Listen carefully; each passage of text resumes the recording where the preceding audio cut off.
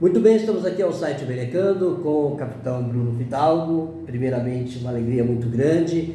Vamos iniciar o ano de 2024 com uma entrevista que é, na verdade, uma prestação de serviços.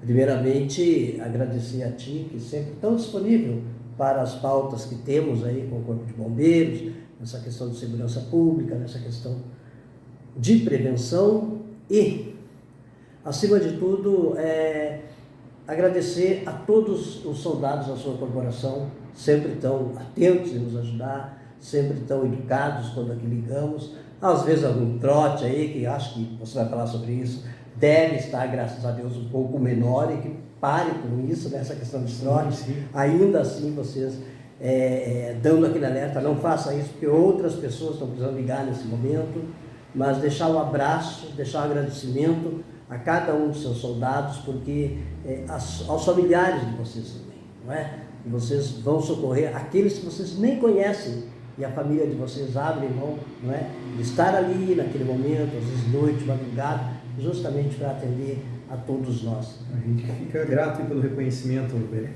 É dessa forma que te agradeço. E como que foi o final de ano? Graças a Deus tudo bem.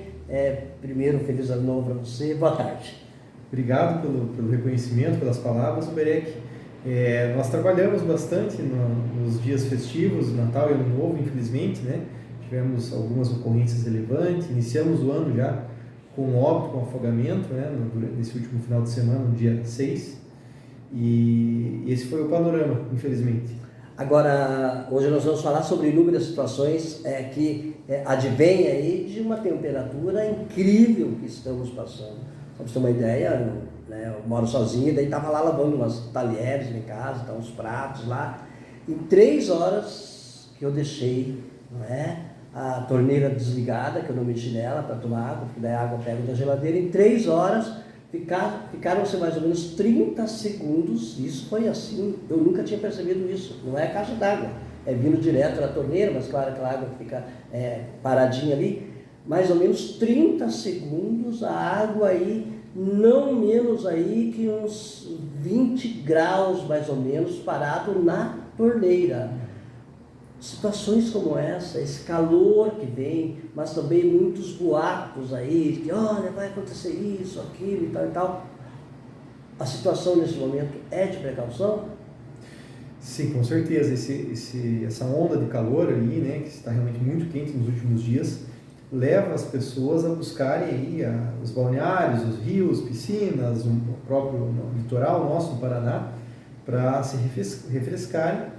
E naturalmente acaba aumentando o número de afogamentos, né? Isso é um fator bem complicante, e o Corpo de Bombeiros sempre bastante atento com relação a isso.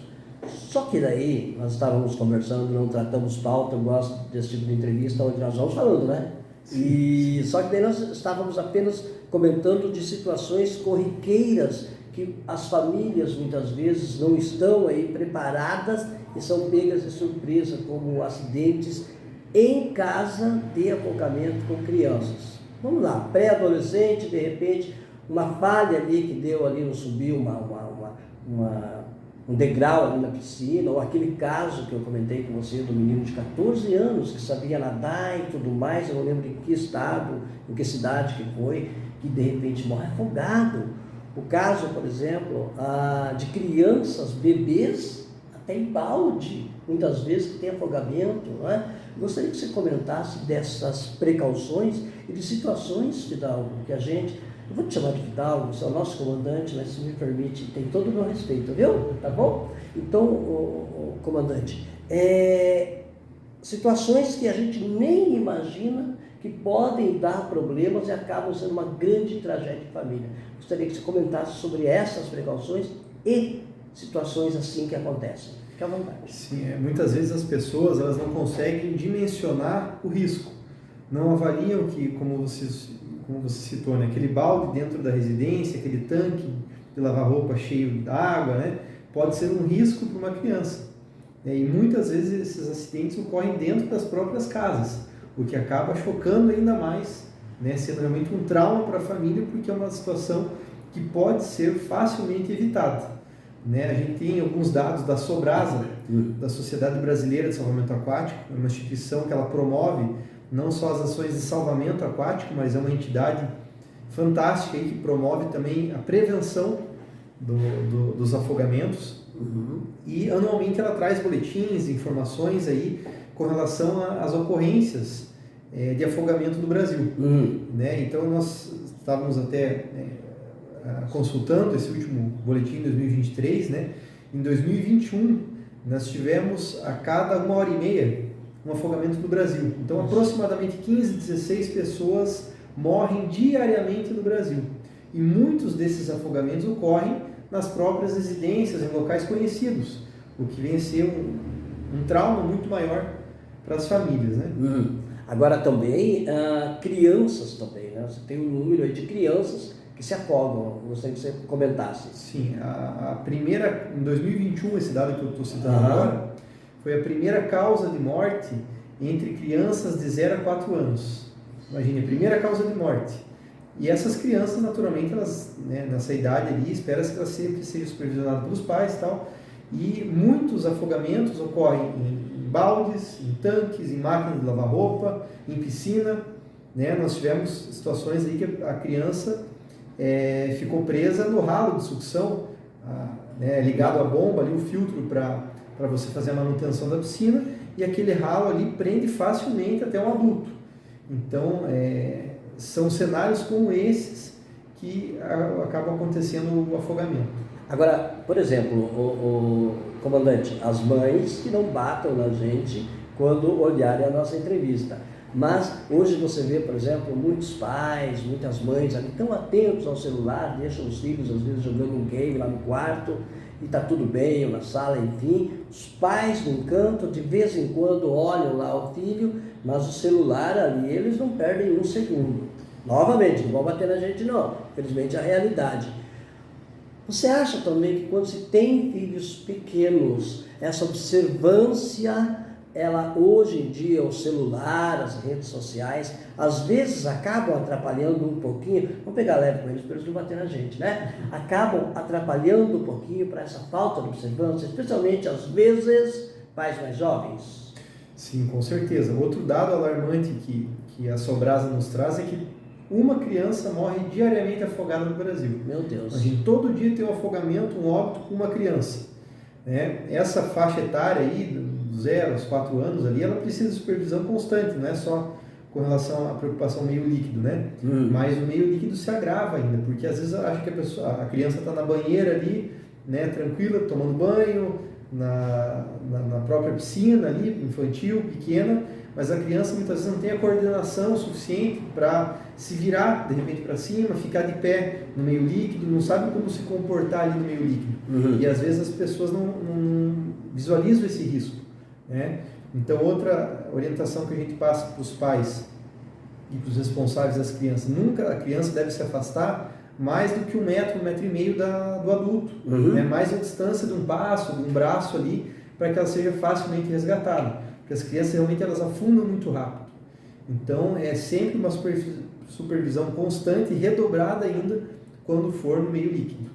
Agora, por exemplo, né, a gente está falando aí da questão verão, mas eu vou lá dar uma andada por outros temas. Aquela mãe, eu paro meu carro quando vejo situações assim. A mãe está aqui do lado da calçada, andando na avenida, e deixa o filho do lado do meio-fio. A mãe está lá na rua Paraguai, ela andando do lado novamente da calçada, colocando ela do lado dos muros das casas, mas a criança no meio-fio ali. Outra recomendação, isso é quase que normal, é quase que não dá para entender o pai que faz diferente. Toda criança geralmente tem que andar, o comandante, para o lado do muro das casas, no sentido que a criança não sabe se proteger caso uma bicicleta, caso um carro, coisa parecida, venha ao encontro, né? Sim, exatamente. E sempre de mãos dadas com a criança, né, dependendo da faixa etária, ali, instruir bem a criança, ensinar a se comportar no meio urbano, atravessar a rua, os cuidados nos cruzamentos. Isso é muito importante, e sempre a criança do lado mais seguro da via. Agora, às vezes é normal, por exemplo, quando acontece, a mãe está ali com a criança escapa, o carro, a bicicleta quase pega a criança, a primeira coisa que você vê, a mãe querer esganar a criança. Uma vez, eu acho que eu comentei numa outra entrevista, eu vi uma situação dessa com o meu carro, só que estava devagarzinho, estava bem devagarzinho, tranquilo, tal, finalzinho de tarde. A hora que eu passei, a criança foi vir para o carro. Do jeito que a criança foi vir para o carro, a mãe pegou a criança e quis esganar a criança. Eu parei e falei, mãe, na verdade, com todo respeito, quem devia passar por essas consequências era a senhora, por a senhora ter, não é deixado a sua criança livre, tranquila. A senhora está andando numa via, a senhora tem que pegar na mãozinha da criança e tem conversa. Sim, exatamente. E instruir a criança, né? A criança já é capaz de aprender, de entender, realmente apresentar os riscos ali. Então isso é muito importante, ensinar desde muito cedo a transitar no meio urbano. Capitão, e aqueles adolescentes, aquelas jovens, o problema é assim, jovens quase que adultos que levam adolescentes nesses banhos aí de lagos, não é? Aquele que levou, ele já conhece onde tem a pedra, conhece onde tem isso, onde tem aquilo e tal. Às vezes também aquela criança que está indo, aquele pré-adolescente que está indo, não fez a digestão ainda completa, tipo, tem lá meia hora, 15 minutos que ele acabou de almoçar, do jeito que ele vai encontrar o amigo, né, está ali naquela euforia, não vai perguntar a ele quanto tempo faz que você acabou de almoçar, tá? Né? Isso também é um grande problema. Sim, são alguns fatores que vale a pena a gente comentar. Um deles é o caso da congestão, né, de a pessoa não ter terminado de fazer a sua digestão, entrar na água e acabar passando mal. As câimbras, né, entrar na água, fazer uma natação, alguma atividade mais forte, sem um aquecimento, sem um preparo. A questão muito importante que você citou no começo, Berek, com relação ao mergulho em águas rasas, que a gente chama, né? A pessoa não conhece o fundo, não conhece a região, né? Às vezes olha um outro, um terceiro, um desconhecido, fazendo um mergulho de ponta, de cabeça, né? No meio líquido, e não conhece a região, não conhece o lago, o rio, e vai tentar fazer a mesma coisa, né? E não sabe e acaba se machucando. A gente já teve situações aí que pessoas acabaram entrando em óbito, inclusive, mas fraturando a coluna cervical, batendo com a cabeça nas pedras, no fundo, às vezes o fundo arenoso, mas muito raso. Né? E outra situação também, às vezes o simples fato, no caso do mar, né, de oscilação de maré, naquele mesmo ponto, há 2, 3 horas atrás, tinha profundidade de fazer o mergulho. O desconhecido vai lá, 2, 3 horas depois vai fazer o mergulho no mesmo ponto, e simplesmente pela variação na maré ele já fica muito raso. Então, esses são fatores primordiais, né? A questão da utilização de álcool, né? Bebida alcoólica, e daí entrar na água. As pessoas acabam também subestimando o risco dos rios, né? Mesmo rios muito estreitos, pequenos, sem muito volume da água, mas às vezes a correnteza e o relevo embaixo do rio acaba sendo um fator de muito risco. Né? Nesse último final de semana, agora no dia 6, nós tivemos um afogamento de um rapaz de 25 anos, que estava com seus amigos ali no rio Imbaúzinho, no município de Imbaú, e infelizmente veio a óbito, veio se afogar. No ponto que eles estavam brincando ali, se refrescando, tinha uma correnteza forte, então a gente não sabe se foi devido ao refluxo da água que ficou como um liquidificador puxando para cima e para baixo e causou o afogamento, ou mesmo no rosco, numa pedra, num galho, né, em alguma situação ali debaixo da água. Então, infelizmente, veio óbito, né? Então, são essas condições de risco que as pessoas muitas vezes não se atentam pelo desconhecimento. Agora, por exemplo, a gente citou aqui no começo aquele caso do rapaz de Ponta Grossa, um herói porque no coração dele salvaram ali, parece que uma mãe e um bebê, e um filho, um menino, né?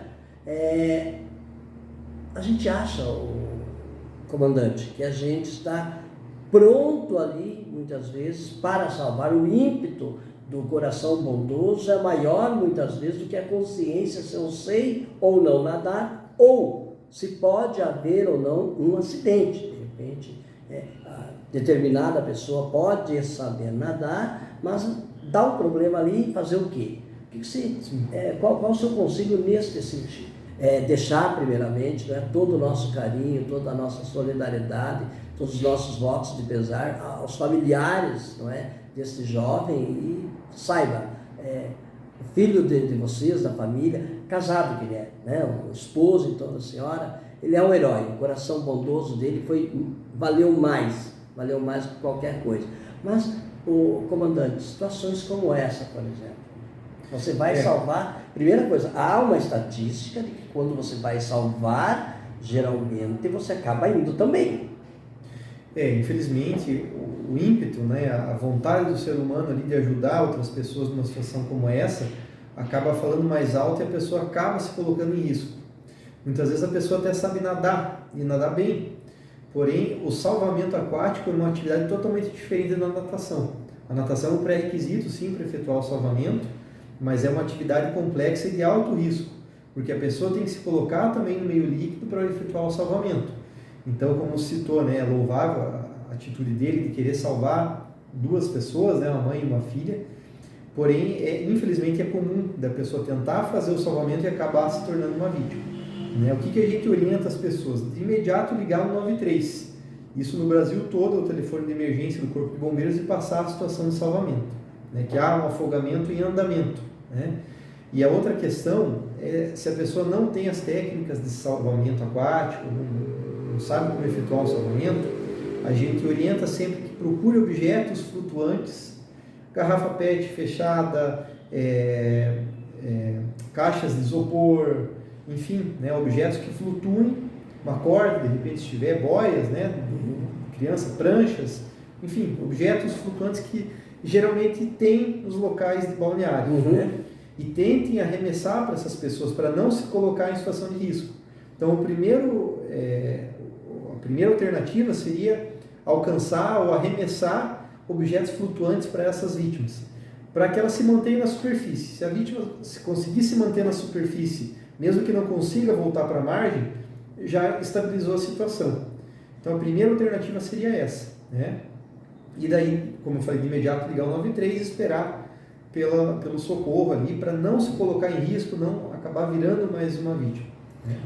Eu estava aqui pensando enquanto você falava, prestando atenção, claro, em que você falava, mas também lembrei, voltando ali para o caso doméstico. Eu lembrei de vários afogamentos, ameaças de afogamentos que acontecem, por exemplo, com crianças, na hora da amamentação. Quantas vezes, não é, soldados do Corpo de Bombeiro, também soldados militares, são ali os anjos que trazem, não é, de volta aquele bebê, tiram o desespero da mãe. E muitas vezes na excursão, o pai, ou melhor, muitas vezes no veraneio que o pai vai fazer em família com o carro ali, a mãe amamentando, acontece da criança se engasgar, param no posto policial, os policiais estão queridos. Comandante, de repente, fazer um trabalho desses, por exemplo, nas escolas, fazer um escalonamento das escolas de Telemaco Borba, ensinar para as crianças esse tipo de salvamento. Primeiro, que as nossas escolas eles tenham um trabalho assim, deixar claro, né? Mas também o pessoal do Corpo de Bombeiros, de repente, aí, neste semestre letivo, de repente ir até as escolas e ensinar mais latente. Você quer que a notícia chegue, ensina a criançada, né? Sim, exatamente. Seria uma... Você citou no início ali, né, a louvável atitude da Polícia Militar, que é muito presente em toda a sociedade, então acaba permeando muito mais, né, na sociedade, sempre vai ter uma viatura nas proximidades ali, então eles acabam atuando sim nessas ações de primeiros socorros. E realmente acabam salvando muitas vidas também, fazendo a desobstrução de vias aéreas. Né? Eles têm esse treinamento também no período de formação, e é uma manobra de Heimlich, que a gente chama, né? Que posiciona a criança na condição necessária ali, com tapas, posiciona a criança de bruço, né? De cúbito, dá o tapinha nas costinhas, né? Isso, de cúbito ventral, que a gente chama de bruço, né? Com a barriga para baixo, uma leve inclinação com a cabeça para baixo e dá 3 tapas ali com a palma da mão aqui na região escapular da criança ali. Isso vai fazer com que o leite materno ali, o líquido que a criança tem ingerido ali, acabe voltando e ela consegue voltar a respirar. É essa manobra que a gente chama, né?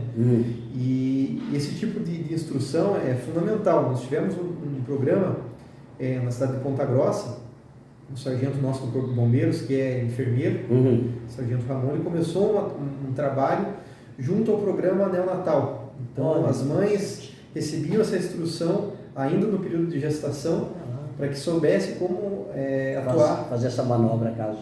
Nessa manobra, exatamente. E outra situação também, a gente tem o programa Brigada Escolar. Ele é mais voltado para os professores, né, para treinar as ações de primeiros socorros, de evacuação da escola em caso de incêndio. E a gente acaba abordando também as ações de primeiros socorros. Então a gente está aos poucos disseminando essa informação, mas seria interessante também a gente abordar mais frentes de trabalho, principalmente na fase, né, de gestação, né, nos exames. Olha que interessante. De gestação ali, que tem contato com o médico, né, receber essa instrução de fato ali do profissional de saúde. Né? De repente, nos clubes de mães, né? Sim. Nos clubes de mães, fica aí a sugestão ao nosso amigo em comum, Cleverson, né? Da assistência social tão querido, tão afável em receber aí sugestões, né? Sim. Cleverson, olha, uma ideia excelente aí, de repente, para a assistência social junto aos clubes de mães, né? Quem sabe?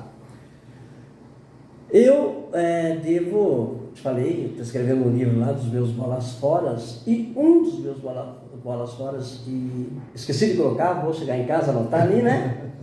Foi que eu fui para Camboriú, com uma excursão quando eu morava em Jandaia, ficamos lá, parece que 6, 7 dias lá em Camboriú. Eu comprei uma boia, estou lá tranquilo, agora estou com boia, né? Rapaz, eu comprei uma boia que eu não vi lá a etiqueta, era para menino de 10 a 12 anos. Aí eu falei, agora estou com boia e comecei a entrar. A hora que eu falei, agora eu vou voltar, quem falou que eu conseguia? Eu realmente me vi assim no mar.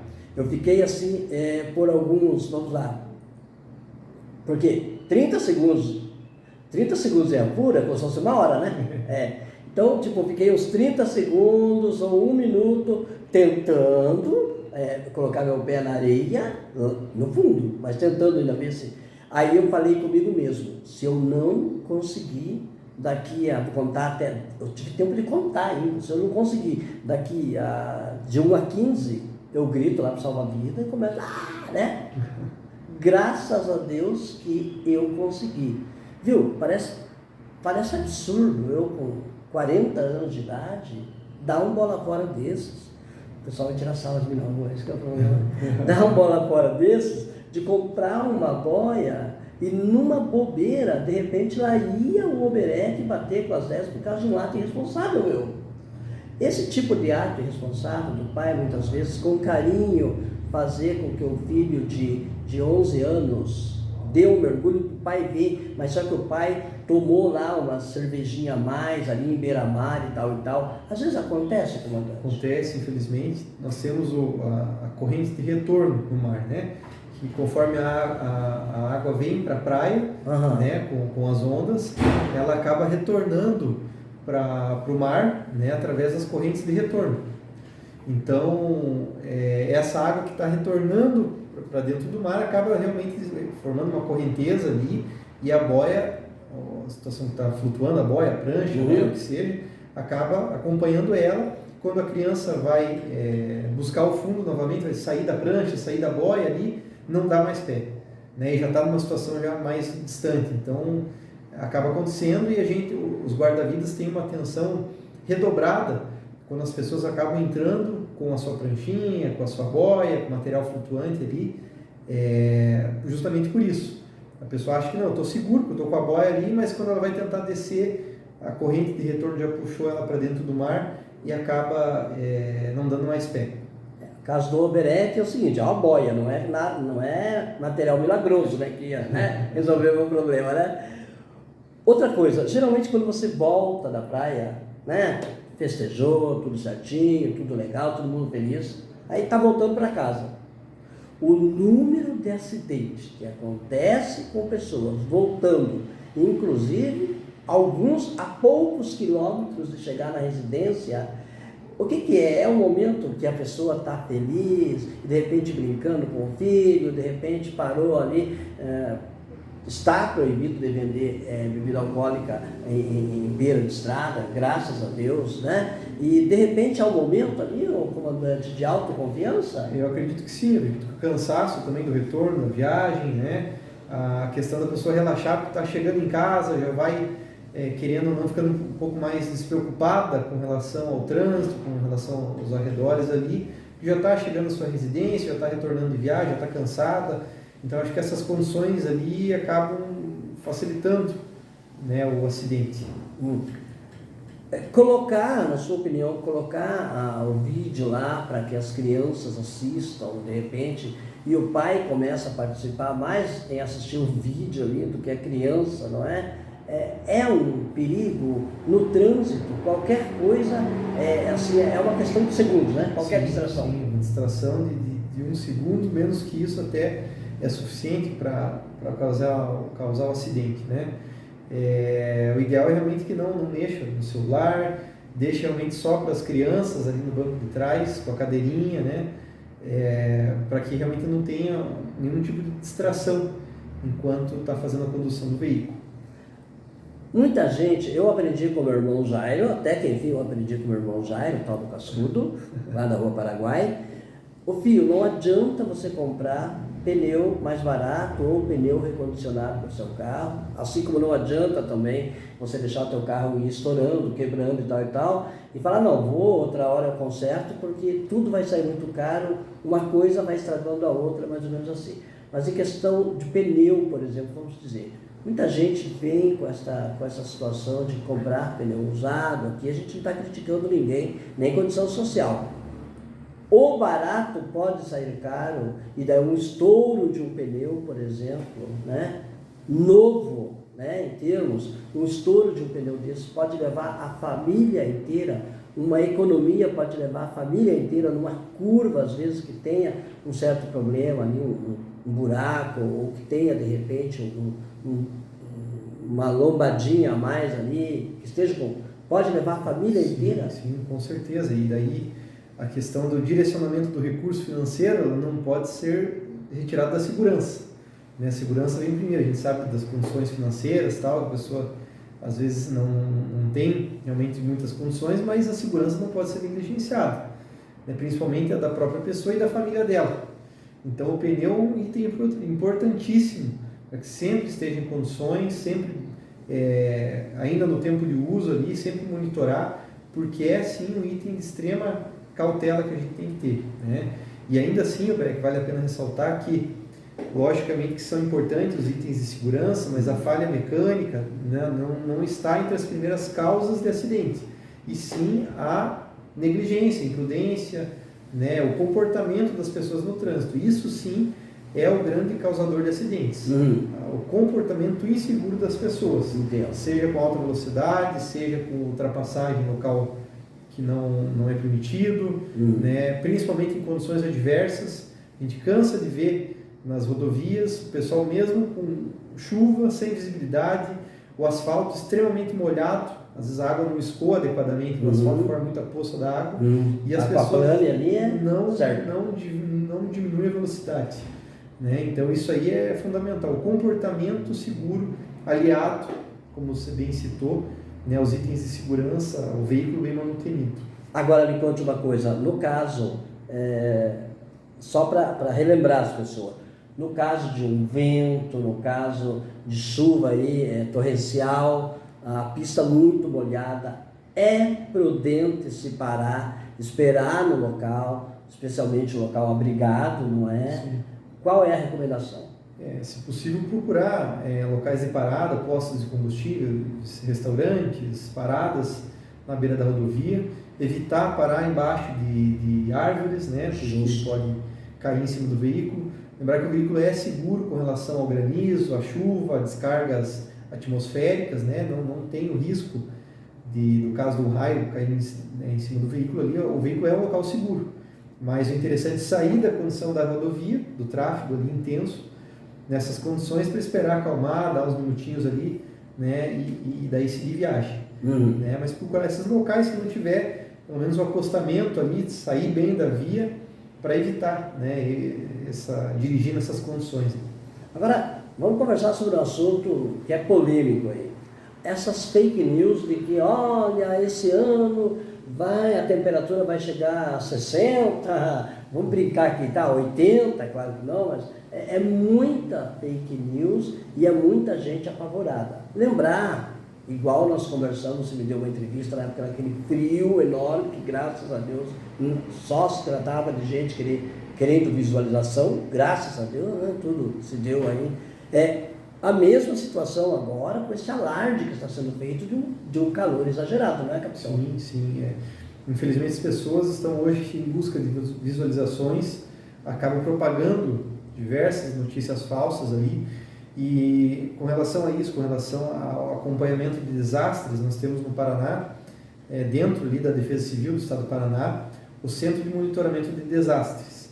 Então a gente orienta as pessoas que busquem as informações dessas fontes confiáveis. Então, a própria Defesa Civil do Paraná sempre emite alertas meteorológicos com relação a chuvas intensas, a ondas de frio, ondas de calor, risco de movimentação de massas, né, que é o deslizamento de terra, enfim, qualquer tipo de alerta de desastres, as pessoas busquem os canais ali, o site da Defesa Civil, que ali elas vão conseguir as informações verídicas. Eu prometi para você que seria uma entrevista mais curta um pouquinho, em detrimento. Prometo que esse ano serei mais breve nas entrevistas e mais objetivo. Eu falo demais, Patrícia, é um pouco difícil eu conseguir mais. Ô, capitão, eu gostaria que você comentasse conosco a respeito, não é, do novo quartel. Depois também quero que você comente a respeito de quantos soldados você tem aqui, como que você está de equipamentos, viaturas e tudo mais. Primeiro vamos falar do novo quartel? Sim, sim. No final do ano passado, ocorreu a licitação feita pelo município. O prédio hoje que nós ocupamos aqui é municipal, é um convênio feito entre o governo do estado e o município do Telêmaco Borba. Nós temos também ainda saldo, né, no nosso fundo de equipamento do Corpo de Bombeiros, que é um fundo municipal. Então a gente emprega essa verba totalmente aqui no nosso quartel, né, ela não sai do município, então isso é uma fonte de recurso muito importante para todos da região aqui, né? E foi licitado no final do ano passado com essa verba desse fundo e estava na fase final dos trâmites burocráticos ali para assinatura de contrato, etc, para daí iniciarmos a obra.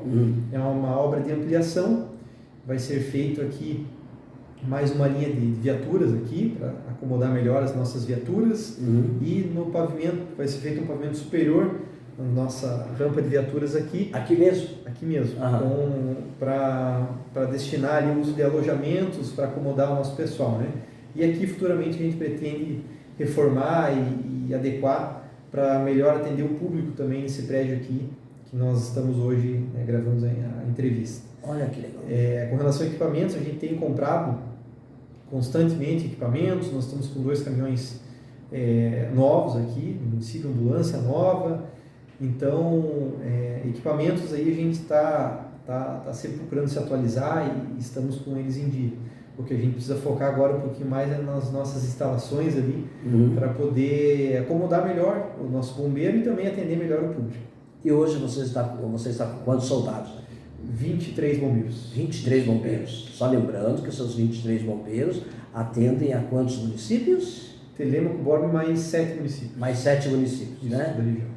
Então, se faz necessário que as pessoas, já falamos no começo, graças a Deus está diminuindo o número de telefones com trote. Está diminuindo? Diminui porque nós estamos em período de férias escolares, né?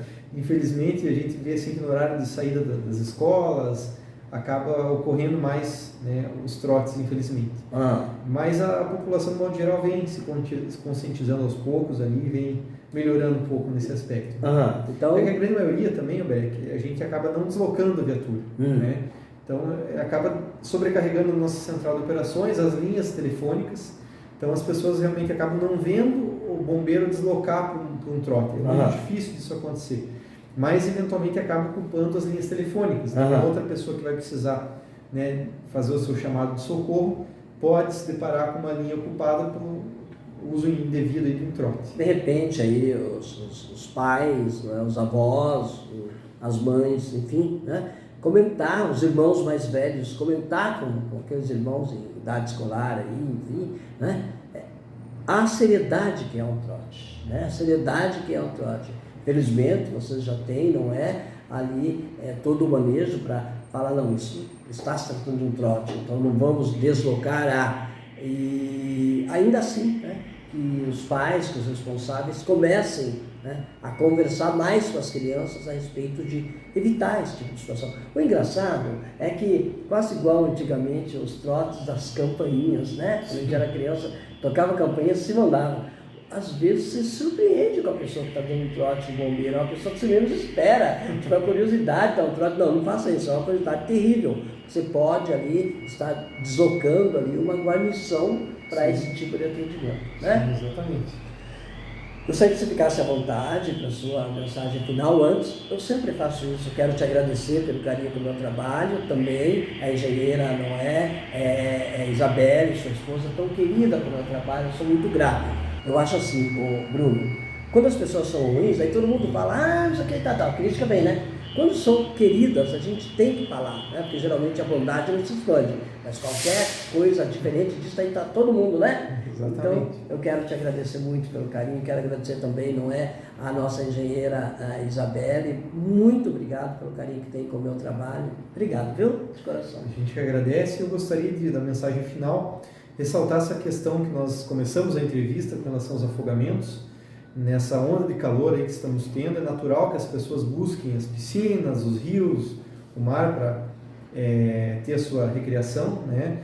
Mas é muito importante que as pessoas se atentem e procurem dimensionar o risco de onde estão se colocando, principalmente com relação a rio, a lago, a piscinas, né? A gente acaba achando que é um risco muito pequeno de uma piscina, tal, mas ali que às vezes acaba ocorrendo o acidente.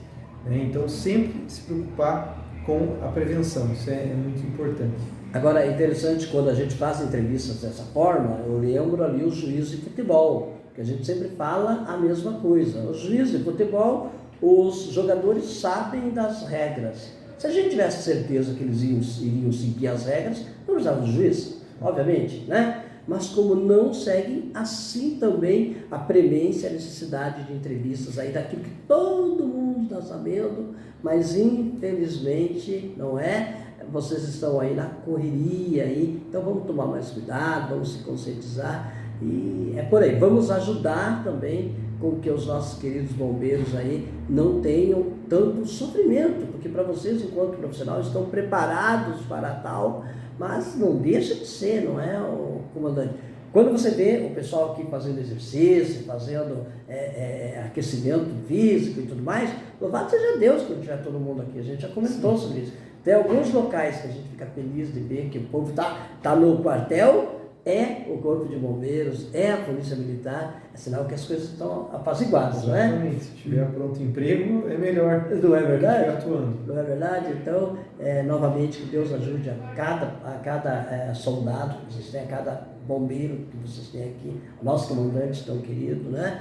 E saiba, comandante, eu tenho um apreço muito grande, eu ligo sempre para a Polícia Militar quando é dia de Páscoa, muito obrigado, Feliz Páscoa, muito obrigado, Feliz Natal a vocês, parece bobeira, mas o que vocês têm de importância na vida da gente, não é? No nosso dia a dia, é incrivelmente grande. Muito obrigado por isso, viu? A gente agradece pelas palavras e a gente está à disposição de toda a população. Feliz ano novo a vocês, feliz ano novo a cada soldado de vocês e vamos se cuidar, gente, tá bom? Vamos se cuidar. Obrigado. Muito obrigado, um abraço. Vamos dar um tchau lá? Tchau, gente. Fiquem com Deus e É. se cuidem.